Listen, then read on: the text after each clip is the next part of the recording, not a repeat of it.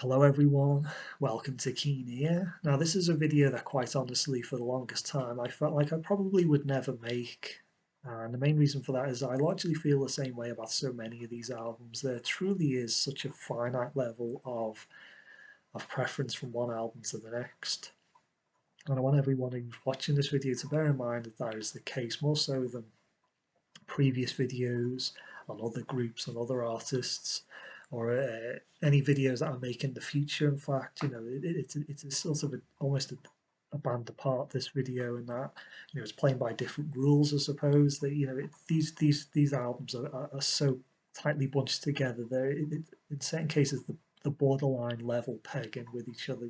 That's how close it is.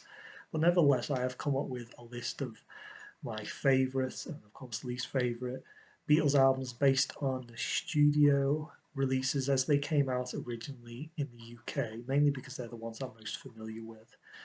And I'm going to start at the bottom and work upwards to my favourites, but that's quite a way off yet. So my least favourite Beatles album is an album I consider to be, for such an essential group as the Beatles to be their least essential work, and it's the most expendable album they ever pour out, really. In fact, it's so expendable, I don't actually have a copy of it to show for this video, but I do have a stand-in, something to just show, really, and it's this. It's the song track to Yellow Submarine, but the actual album I'm including is the soundtrack as it was originally released back in 1969. And in many ways, the song track is much superior, as far as I'm concerned, to the soundtrack, because this has on it nothing but Beatles on it throughout. It's all Beatles songs from beginning to end. The actual soundtrack itself is 50-50. It's half Beatles uh, music, songs, and the other half is George Martin's orchestra. And yes, he's playing Beatles-based music and that kind of thing, but it's not the same thing. It's not the Beatles. It's George Martin's orchestra, and I've got nothing against George Martin's orchestra or George Martin. Or nothing could be further from the truth. But when I put on a Beatles album, I don't know about anybody else, but I'm guessing I'm not alone in feeling this. But when I put a Beatles album on, I just want to hear the Beatles. I don't want to hear anything else. I don't want to hear George Martin's orchestra or anything like that, or indeed anything. It's just the Beatles I want to hear. And you don't get that with the original soundtrack. So this is an improvement in that regard.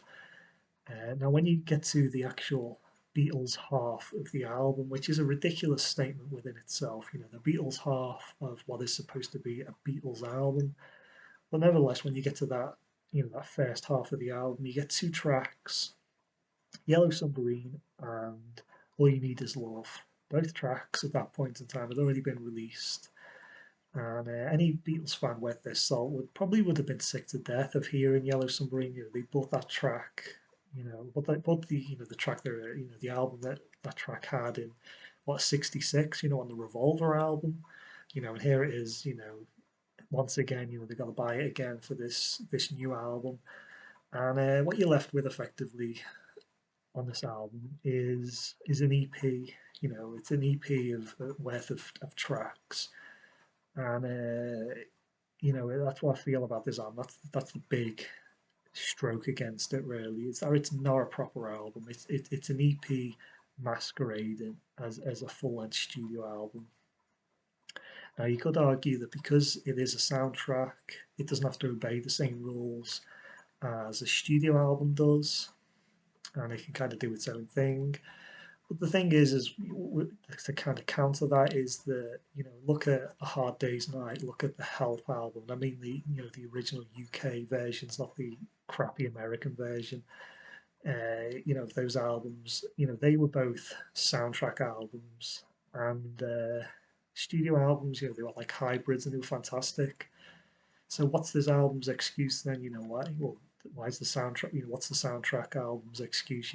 It's almost like a dubbing down. It's like a, what's if I was a Beatles fan in the '60s and I'd heard, gone out and bought Hard Day's Night and Help and all that, and I've been, would have been very happy with them. Obviously, it's the great albums. But they've gone out and rushed out and paid me hard-earned cash for the soundtrack album to Yellow Submarine. I'd have been I wouldn't have been too happy. I'd have been like, what's going on here? Why isn't this as good as Help? Why isn't this as good as, where's all the Beatles tracks? Why is it so short of new material? And it's not like it's necessarily the Beatles' fault in this case. I think it's more to do with the fault of the studio. The studios at this point, the labels, had kind of just got very greedy, and I think they got pretty lazy. And I think it's really the starting point, really, of the milking of the Beatles cow, to a great extent. The over sort of re-releasing stuff, digging stuff up, re-releasing it, remastering it, getting it out again, compiling it again and churning it out, and milking the machine for everything it was worth, sort of thing. And it was really the start of it. Now you could also argue that because this is a soundtrack album, that I shouldn't necessarily be placing it under the same level of scrutiny as other Beatles albums, just like Sergeant Pepper's or whatever. Shouldn't be as harsh on it as I am with those albums. But the thing is, the soundtrack album is often included in box sets. As far as I'm aware, anyway, every single box set of the Beatles that's ever come out, really, at least in the UK, has always had the Yellow Submarine soundtrack album. It's always been included, and when they've been reissued in the 70s and the 80s, and when they came out on CD for the first time in the 80s, they always included the soundtrack album, Yellow Submarine soundtrack album, like it was a proper album. And you can't have your cake and eat it. If you're gonna release these albums, if the label is gonna claim that these are proper studio, which they're not, quite honestly they're not, but if they're gonna claim that they are, I'm gonna place the same level of scrutiny on them as the rest of their albums. And the fact of the matter is, it doesn't stack up because it's not a proper album. So yeah, it's I know why they've tried to include Yellow Submarine as a soundtrack, as a proper studio album by the Beatles, even though it's clearly not. When you pull it apart, it's quite clearly not a proper studio album. They've included it as a studio album because of financial reasons. They can reissue it, and it's more back catalogue to reissue. And and this is kind of part of it, I guess. Bring her out again. This came out in '99. It's a new release, but it's the same old material that's been dug out and dug out again. And it's just about making more money. If they put another album in a box set, it looks like you're getting more stuff, and they can charge more money for it. So it's kind of as simple as that, really. But it's quite obviously not a proper album. Well, having said all that negative stuff for a good long while now, there is some good things about the original soundtrack album, and it is true that even the worst Beatles material, if another group had released it, a lesser group had released it, it'd probably be considered their best, and I truly believe that. That would be the case. If some crappy group somewhere released the soundtrack to Yellow Submarine, it'd be, well, that's pretty damn good. It's the best stuff they ever did. But so there is some good stuff on it. Hey Bulldog, for instance, is fantastic. A bit of a childhood favourite of mine. I also really like It's All Too Much, which is again fantastic. It's if such a thing as a deep cut Beatles track could exist, I suppose it does. There's got to be obscure Beatles tracks out there that did get released and is not an unreleased track that stayed in the studio or whatever. It's all too much is definitely one of them. It's definitely an obscure track, and it's a deep cut track that I think is really fantastic. And it's a track that I'm not. I'd happily listen to.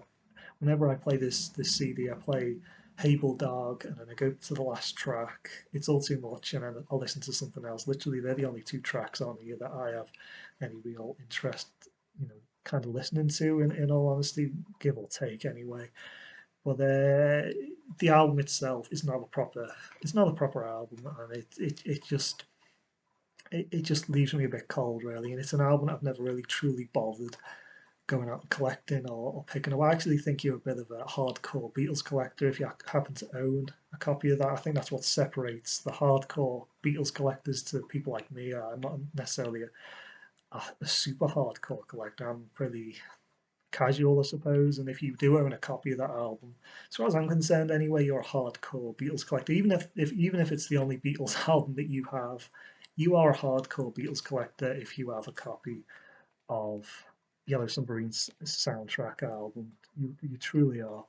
So we'll move on now to the next album I'm going to be going through, which is my second least favorite Beatles album, and it's a soundtrack again, and it's the Magical Mystery Tour release. Again, I can't really call this an album for obvious reasons. You've got this here. There's two EP sets. Obviously, a two EP set's not an album. And even this version, and I've clubbed these albums together, both of these releases together for convenience, I suppose, more than anything else, and keep things simple. But yeah, as I was saying, I don't even consider this, the LP version to be a proper album. This really is like a mongrel Frankenstein's monster hodgepodge of an album. I've always felt it to be the case. It's a studio album, it's a soundtrack album, and it's a compilation album. And if that's not a god awful mess, I don't know what is.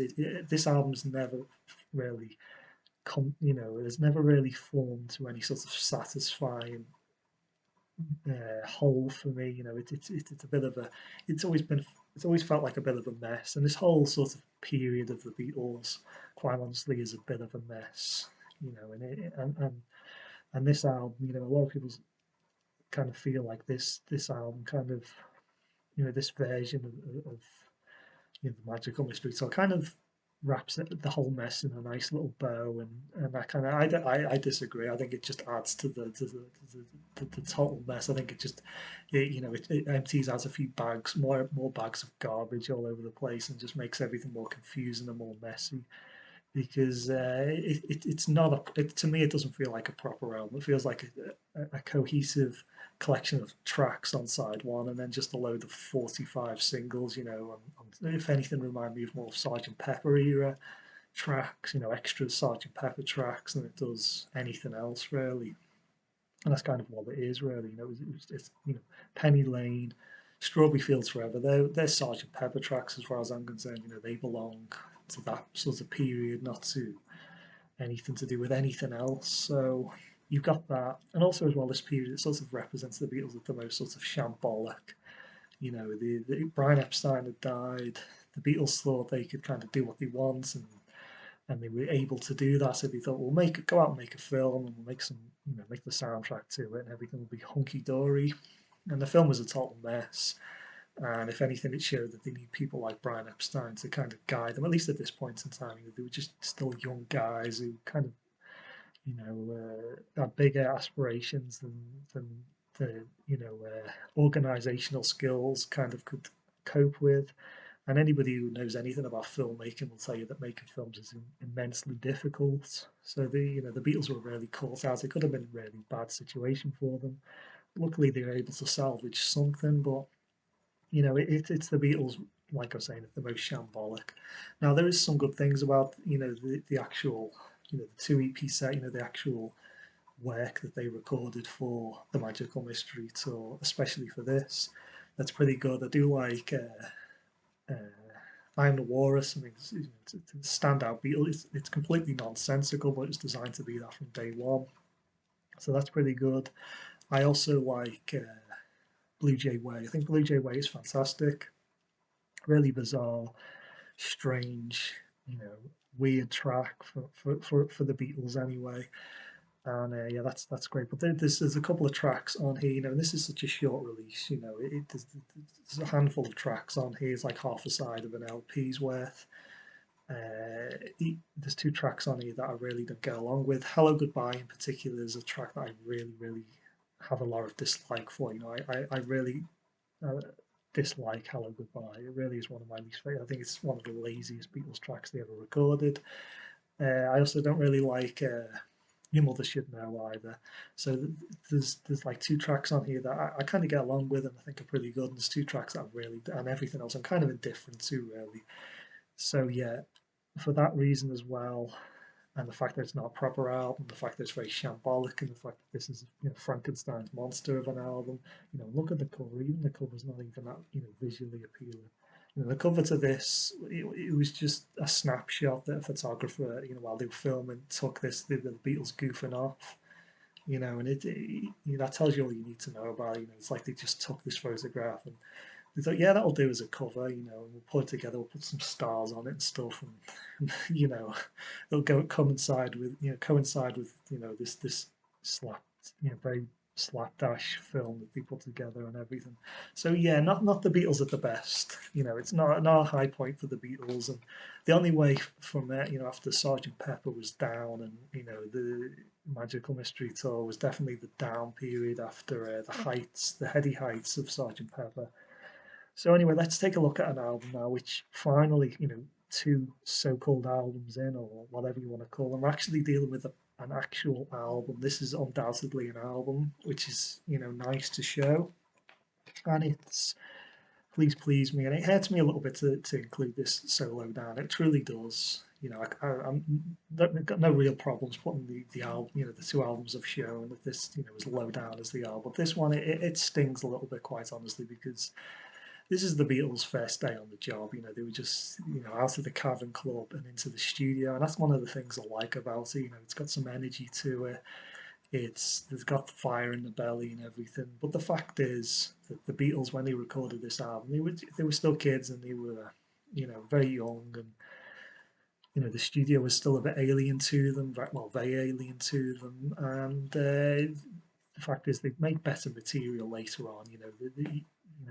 As time went on, they came up with much better material. Even the material I've gone through so far, a lot of that is much better than this. But this has an energy to it, and it's also historically, significant. I think more historically significant, way more than the Yellow Submarine soundtrack album, anyway. So yeah, it's the Beatles' first day on the job. They did great, all things considered, and it's got something to it. But in terms of other material that the Beatles would later record, it doesn't stack up all too well. So that's why I'm including it.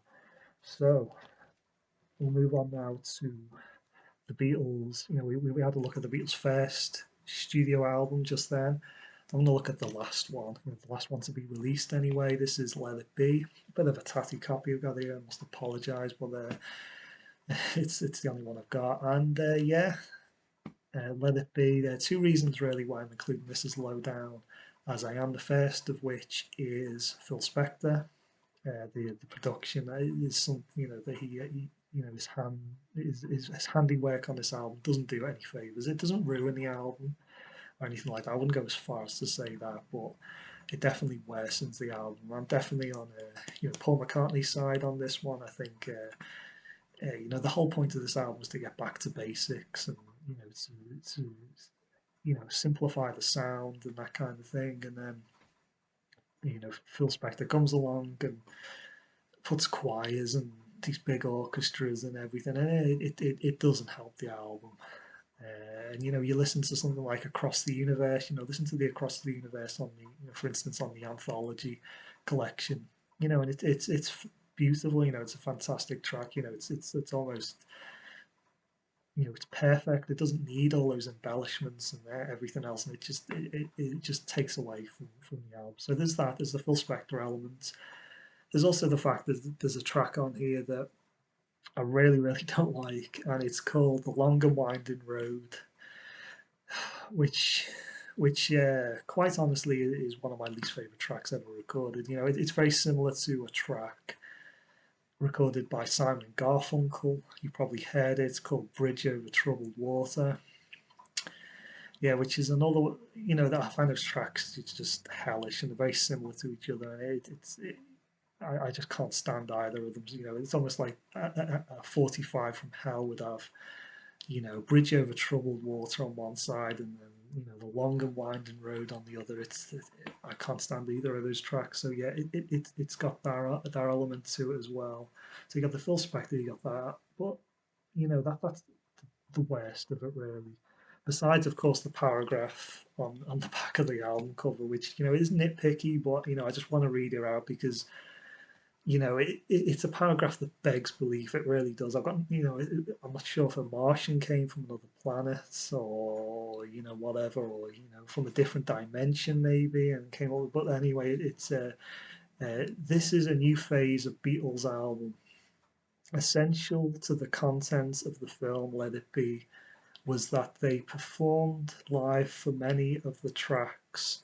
In comes the warmth and the freshness of a live performance as reproduced the disc by disc from by Phil Spector. It's just it's one of the most bizarre crafted paragraphs, sentences, whatever the hell it is. I'm not even sure what the hell it is, but yeah, it's such an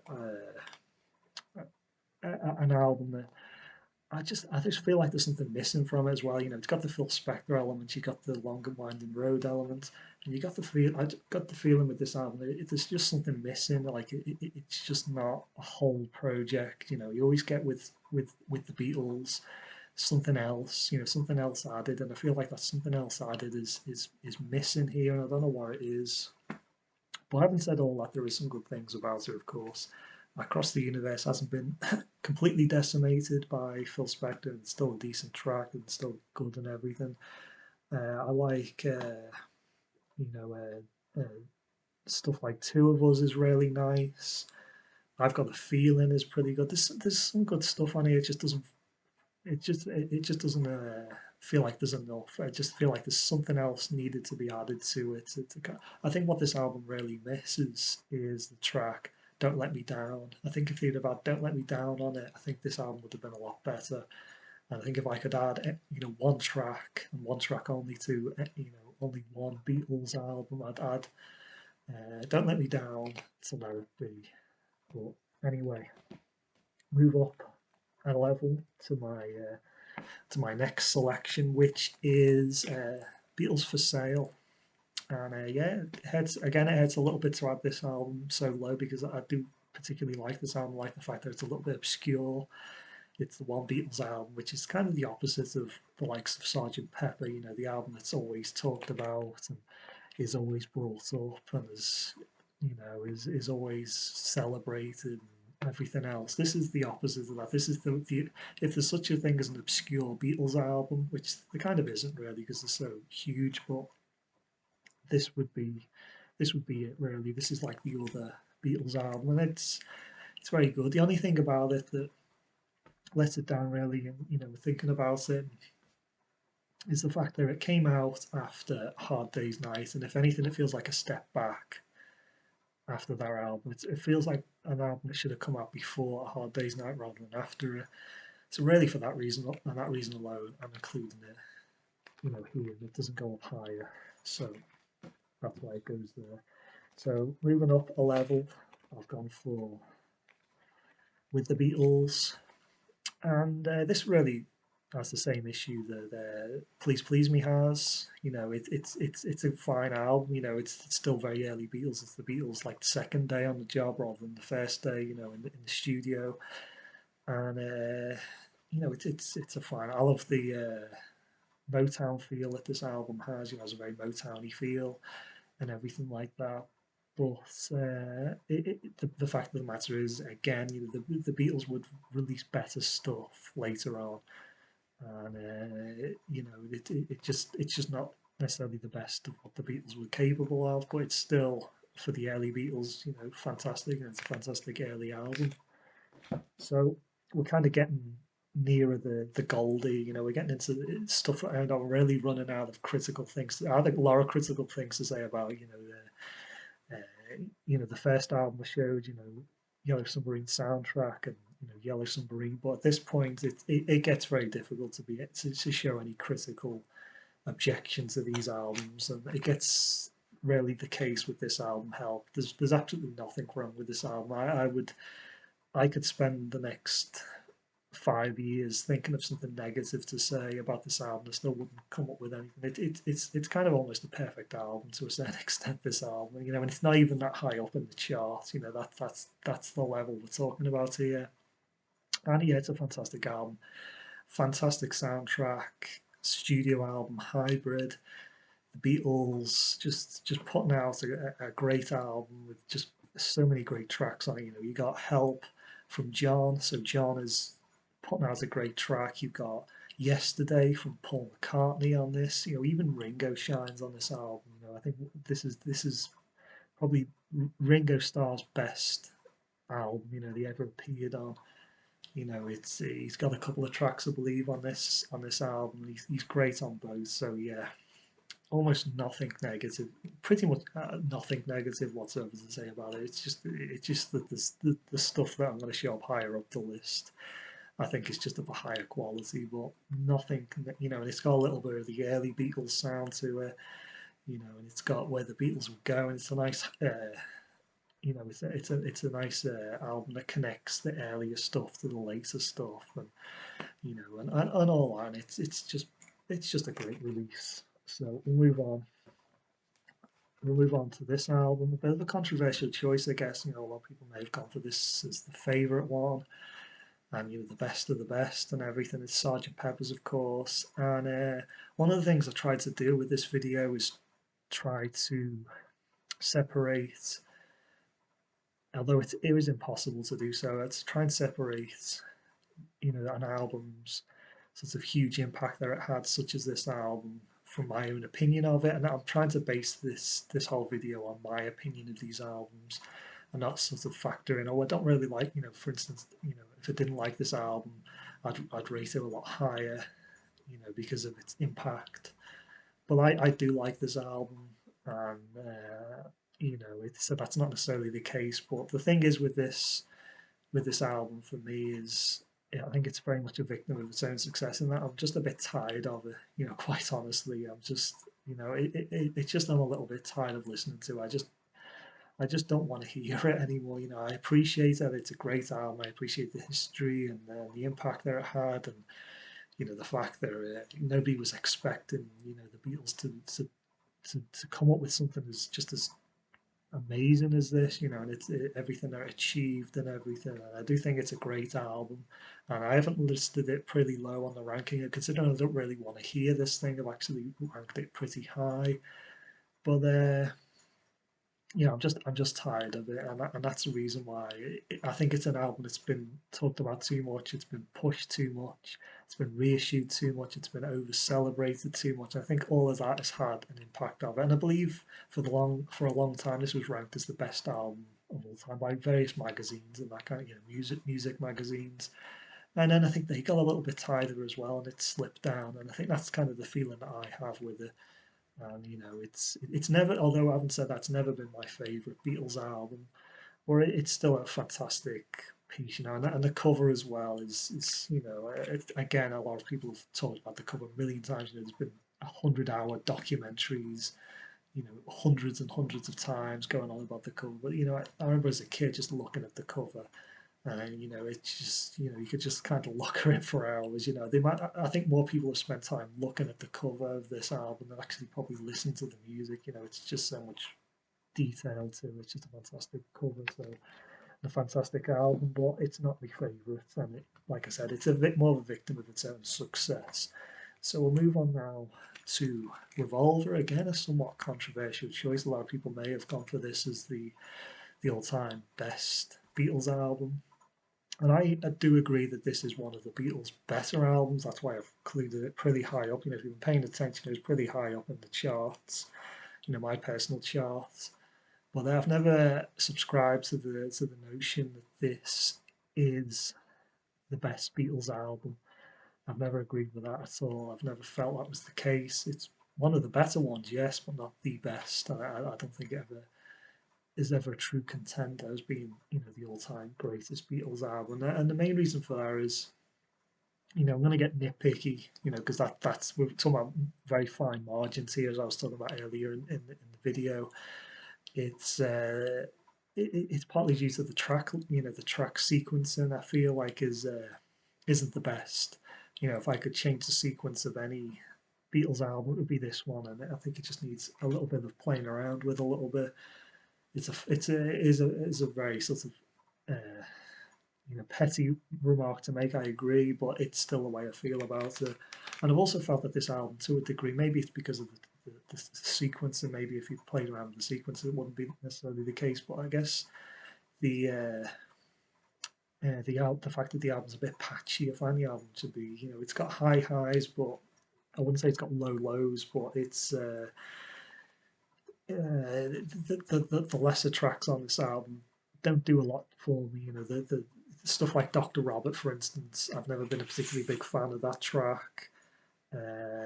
Stuff like uh, Tomorrow Never Knows, believe it or not, I've never been a particularly big fan of. I think it's fantastic and experimental and everything like that, but I'm not a massive fan of it. Stuff like Eleanor Rigby, I'm tired of that track.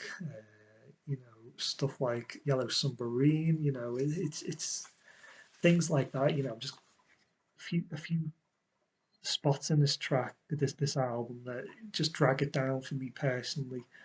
And I've always felt like it had some of the best work that the Beatles ever recorded. But I think overall, it's just something that's within touching distance of being the best, but never quite gets there.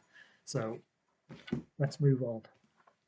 Let's move on to this album. I've gone to A Hard Day's Night next. Was it what we're up to now? The fourth best album from the Beatles. No, sorry, yeah, fourth. I wish I could count. Yeah, the fourth best album from the Beatles is A Hard Day's Night, as far as I'm concerned, and this is the best album that the Beatles put out of their sort of early period. And yeah, it's a wonderful album. It's a soundtrack album like Help. It's a wonderful soundtrack album. It's a wonderful studio album, sort of hybrid. And it's just that's why I was so kind of hard on the Yellow Submarine. You know, the Beatles were releasing stuff like this, and the studio was releasing stuff like this, which is just fantastic. 1964, coming out with this, and then 65, you got The Help, and you could go and see the film, and you got the album. It's fantastic. Both go hand in hand. The album's amazing, the film's fine, and everything like that. The film, is obviously not as important as the music, at least as far as I'm concerned, anyway. And but you've got this whole package, and it's fantastic, and there's some great music on this, and it's all by the Beatles, and it's like there's nothing else quite like it. It's the Beatles exploding in popularity, and it's almost like they make everything look so easy. They make a film, and it's very it's a good film. It's a fantastically entertaining film. The music's so effortless, and they make the way they you know, the film, the way they act in the film is so sort of effortless, and it's just so sort of themselves, because that's largely the case, that they are playing themselves, and everything just seems so easy. But I think that's the secret to how great everything is. If it seems, at least, it's easy. Obviously, it wasn't. It was hard work, and it was late nights and everything like that. But from our point of view, everything looked easy and effortless, and that's the true definition of talent. And at this period, the Beatles were just untouchable. They could just put this stuff out, and it just looked effortless, absolutely effortless. And it's a great album. It's the album that took over the world, really. There was no stopping them really at this point in time, and they conquered America with this material. And then it's the album that hooked the world into being a Beatles fan. So yeah, hugely important, and it's a great album as well. So doesn't get any much better than that. They could have put out in a million years a better album than that. It's just perfect, really is. It's effortlessly perfect. So we'll move on now to Abbey Road, and yeah, what can you really say about Abbey Road? It's a fantastic album. you know, this is part of the reason really why I put off making these videos. I've got to talk about how good Abbey Road is without repeating something that millions and millions of people have talked about and everything like that. I kind of feel like if I talk about what's so good about it, I'll just be repeating what everyone else has said about it. So I'll kind of just say it's a great album, really. It's the Beatles' swan song, the final album the Beatles put out. I think this is really should have been the end of the Beatles. This should have been the final album that the Beatles put out. It kind of wraps everything up perfectly. You got Please Please Me at one end, and you got Abbey Road at the other. And the fact that the album ends with a track called The End, if you ignore Her Majesty, Secret Track. It's just perfect, really. And everything kind of comes in full circle, and everything. It's a perfect end to the Beatles music, and it's just a shame we had to get really Let It Be. Let It Be was a bit of for various reasons which I've talked about, was a bit of a clunker compared to this, but we still got this, and I consider this the true end of the Beatles. It was recorded after, of course, Let It Be, so yeah, I can for that reason as well. I consider this to be the true end of the Beatles studio recording days, really. The last one. And it's kind of as good as it could have been, really. It's the the shining light at the end of a brilliant sort of moment in history, I suppose.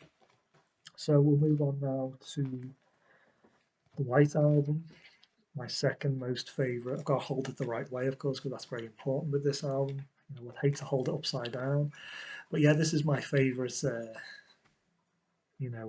double album ever created. And it's the best double album as far as, and I do love me double albums. And yeah, this is the king of the double album, and a lot of people, they consider this album overlong and it's baggy and it's got not the best Beatles material on it, and it should have been trimmed down and released as a single. I disagree with all that.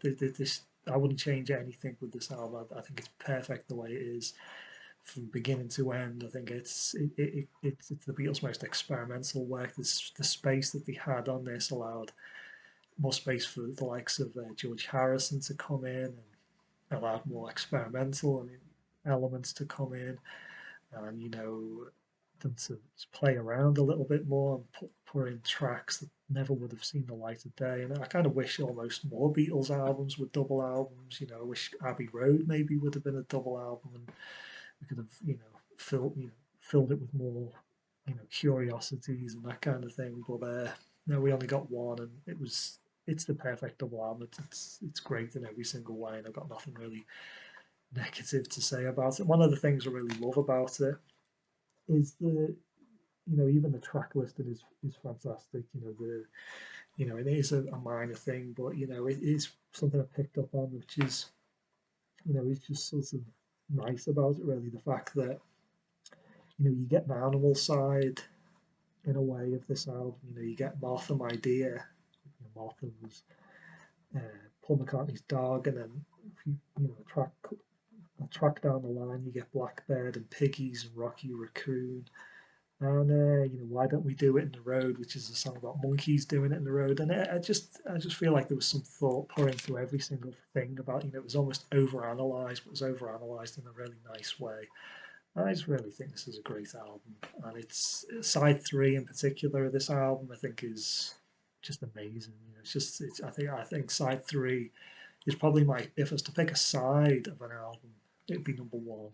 But I'm not picking sides, I'm picking entire albums, and the album I've gone for is Rubber Soul is my favourite Beatles album.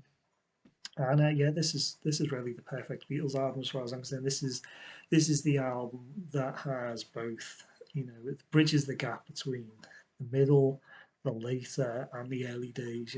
It's got everything. And there's some people who like the early stuff. There's some people who like the later stuff. I think I generally, as you can probably see from the video, I generally prefer the later stuff, really.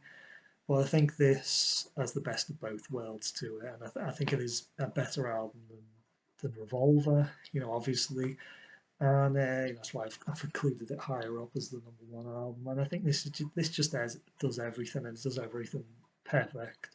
And I wouldn't say this is by far and away the best thing the Beatles ever did. There's some great things that I've shown, of Abbey Road and of earlier albums. But I just think as a package, and as a point in time, this is when the Beatles were they were going somewhere and they were kind of growing up and they were maturing, but they still had that youthful edge to them, and they were still playing around a little bit. And they still had a little bit of Beatles mania, floating around a little bit. So you just kind of got everything really. It's like the best of both worlds. I think that's the best way I can put this album. It really is the best of both worlds. You don't have to pick the side. You don't have, if you're an early Beatles music fan, you don't have to dismiss like Abbey Road. So, well, that's too later on. I prefer the early stuff. Or if you like Abbey Road and you don't like the earlier stuff, you think, oh, please me, that's too early. I don't like that stuff. With this, you get everything. You get a bit of the early, you get a bit of the late, you get a bit of the mid period. So it's for that reason. I think it's the ultimate Beatles album, and it's fantastic. So yeah, Rubber Soul, as far as I'm concerned, is the best Beatles album of them all. And I felt that way actually for a long time. I've always felt like the Beatles' Rubber Soul was the best thing that they did. It is one of my favourite albums ever made. But then again, a lot of these albums, quite honestly, are my favourites. I just wish I kind of, could enjoy them as much as I did when I started to get into the Beatles. Because quite honestly, a lot of the material now is I guess not as special as it once was because I've just heard it too many times. And I think I would like to go on like a 20-year break from listening to anything by the Beatles and then go back and rediscover them again, or something along those lines. Anyway, so anyway, I've been looking at the clock. I've been nattering on about the Beatles now for over 40 minutes, and yeah, one of the longest videos. Well, I'm not going to edit it down, mainly because I can't be bothered. But yeah, I'm just going to upload it like this, and I'm pretty happy with the order. If you disagree with this order, you can post about it, and I might read it, I might just ignore it. We'll have to wait and see. It depends how what mood I'm in. But yeah, if you got anything constructive to add, if I'll happily listen to it. If it is constructive. And yeah, I'm making this video longer than it should have been, and it's already maybe a bit too long. So I think I'll end it on that. Thanks for watching, everyone, and see you soon.